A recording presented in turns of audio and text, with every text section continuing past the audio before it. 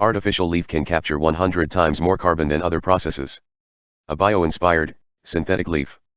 Engineers have created a low-cost artificial leaf that collects carbon dioxide 100 times more efficiently than existing methods. Unlike previous carbon capture systems that could only work with carbon dioxide from pressurized tanks, this cutting-edge artificial leaf can operate in the real world. CO2 is absorbed for use in power plants, then released as fuel and other materials. The artificial leaf system can be implemented outside the lab, where it has the potential to play a substantial role in lowering greenhouse gas emissions in the atmosphere due to its high rate of carbon capture, cheap cost, and average energy usage, even when compared to the finest lab-based systems.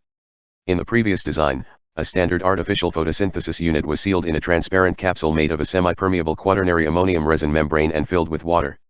When the membrane was warmed by the sun, water from within was able to evaporate, and carbon dioxide was able to replace it. The artificial photosynthetic unit within the capsule converted carbon dioxide into carbon monoxide, which could be retrieved and used to make synthetic fuels.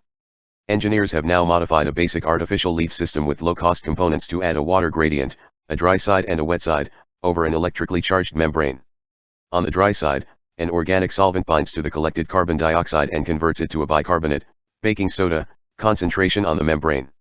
An organic solvent binds to the collected carbon dioxide on the dry side of the membrane and transforms it to a bicarbonate, baking soda, concentration. As bicarbonate accumulates on the membrane, negatively charged ions are pulled across it to a positively charged electrode in a water-based solution on the wet side, where they are converted back into carbon dioxide for use in fuels or other applications. The electrical charge is used to speed up the movement of bicarbonate through the membrane.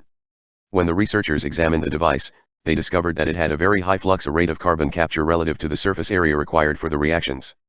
At its peak, it could capture 3.3 millimoles per hour per 4 square centimeters, which is 100 times more than current systems. Notably, the reaction only used a small amount of electricity, 0.4 kJ/hour, which is less than a 1 watt LED light bulb uses. The cost was calculated at $145 per ton of CO2, which is in line with the Department of Energy's recommendation that it not exceed $200 per ton. This remarkable real-world application of an electrodialysis-driven artificial leaf combines a high flux with a small, modular surface area. This means it can be stacked, modules can be added or removed to better meet demand, and it can be utilized in both households and schools, not just profit-driven corporations. 4 industrial electrodialysis stacks can collect more than 300 kilograms of CO2 from flue gas every hour, while a small module the size of a home humidifier may remove more than 1 kilogram of CO2 each day.